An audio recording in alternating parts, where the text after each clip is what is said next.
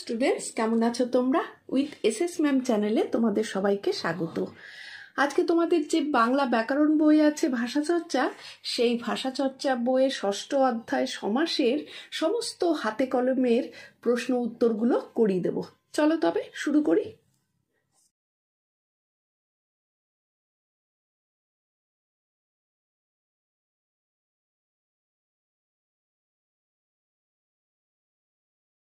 একে থেকে প্রশ্নটি ঠিক উত্তরটি বেছে নিয়ে লেখো।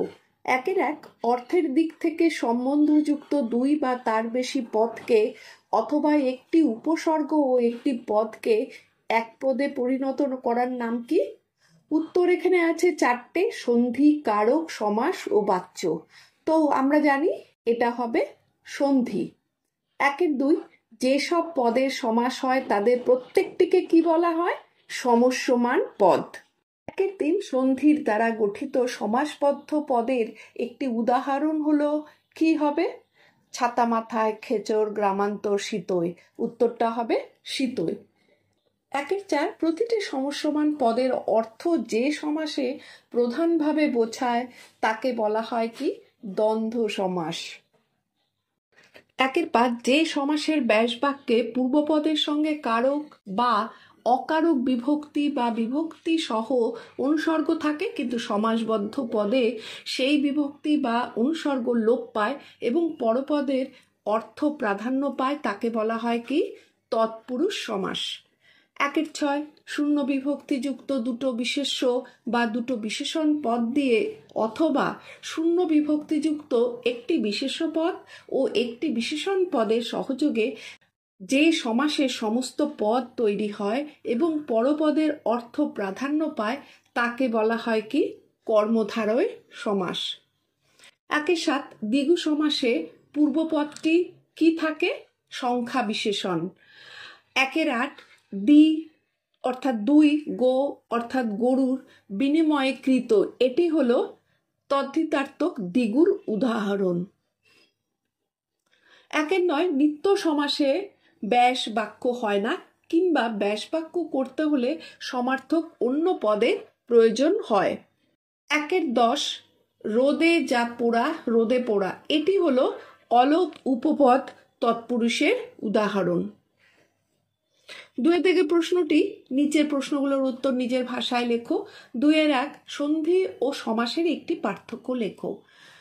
উত্তরে হবে সন্ধির ধ্বনিগত মিলন লক্ষ্য করা যায় আর সমাসের পদগত মিলন লক্ষ্য করা যায়। দুয়ের দুই, ভাষার কোন প্রক্রিয়াকে ব্যাকরণে সমাস বলা হয়? উত্তরে লিখবে অর্থ সম্বন্ধযুক্ত দুই বা দুইয়ের বেশি পদের মিলিত হওয়ার প্রক্রিয়াকে ব্যাকরণে সমাস বলা হয়। দুয়ের তিন, সমাস শব্দটির সাধারণ অর্থ কি? সমাস শব্দটির সাধারণ অর্থ হলো সংক্ষিপ্ত করা।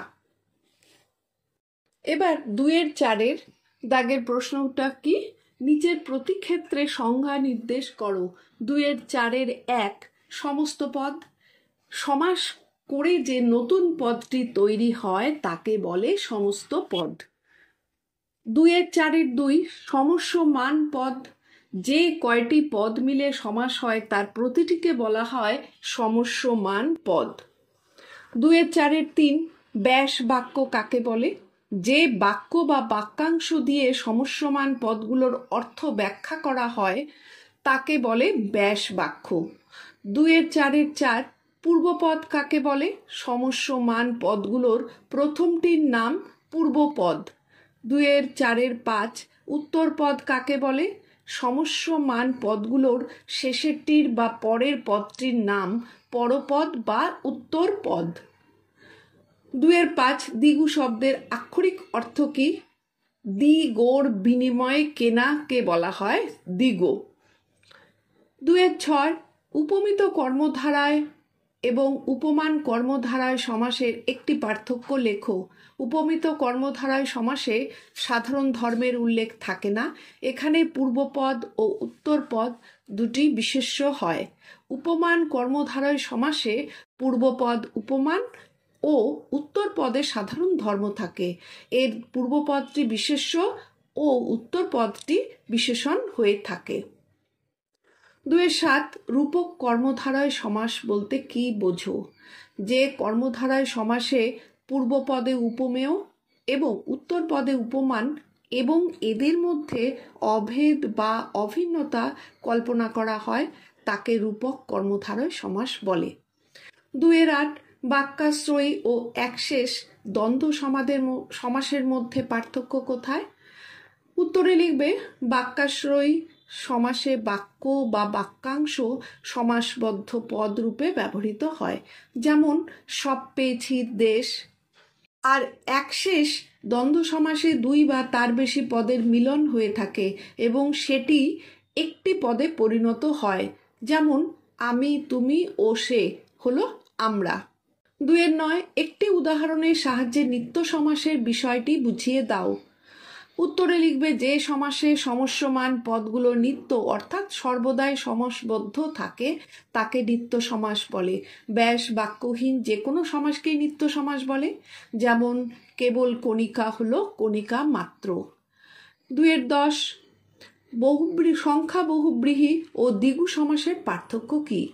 সংখ্যা বহুব্রীহি সমাসে পূর্বপদ সংখ্যাবাচক বিশেষণ হবে এবং উত্তরপদ বিশেষ্য হয়, যেমন 10 আনন যার, দশানন।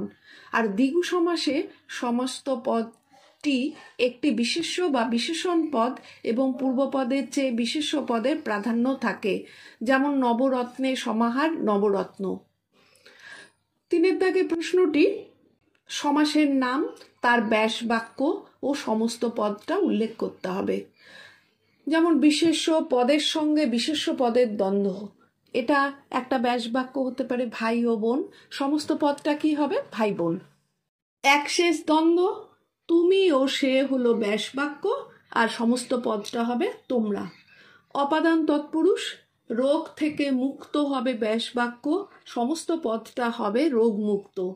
উপসর্গ তৎপুরুষের ব্যাস বাক্য হলো নদীর সদৃশ ও সমস্ত পদটা হবে উপনদী।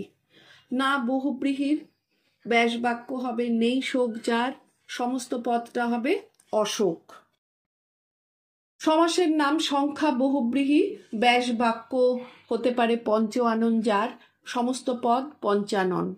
সমাহার দ্বিগুর ব্যাস বাক্য হলো সপ্তঋষির সমাহার আর সমস্ত পদের উদাহরণ হলো সপ্তর্ষি। রূপক কর্মধারয়ে ব্যাস বাক্য হলো প্রাণ রূপ পাখি, এটি একটি উদাহরণ আর সমস্ত পদ হবে এটার প্রাণ পাখি। বাক্যাশ্রয়ী সমাসের একটি উদাহরণ হলো সবুজকে বাঁচানোর কমিটি, এটা ব্যাস বাক্য আর সমস্ত পদটা হবে সবুজ বাঁচাও কমিটি। অলপ সমাসের একটি উদাহরণ হলো মাথায় ছাতা যার, এটি একটি ব্যাস বাক্য আর সমস্ত পদটা হবে মাথায় ছাতা। তাহলে তোমাদের হাতে কলমে বিভাগের সমস্ত প্রশ্নের উত্তরগুলো করিয়ে দেওয়া হলো। এর পরে হলো নির্মিতি বিভাগের যে 4র্থ অধ্যায় আছে প্রবন্ধ রচনা, সেইগুলো করিয়ে দেওয়া হবে।